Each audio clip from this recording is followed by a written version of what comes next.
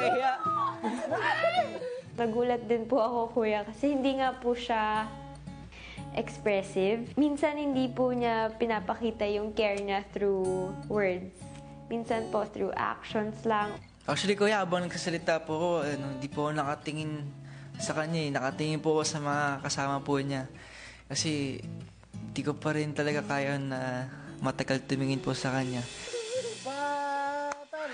Nakatingin si Tina. Nainig na pag-ibig. Iba nakikita. Tingkait lang yung mata. Ama!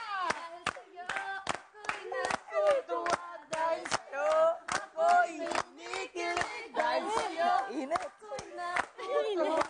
Umibig. May kanta na po na. Nagawa namin yung nagtititigan sila sa activity area.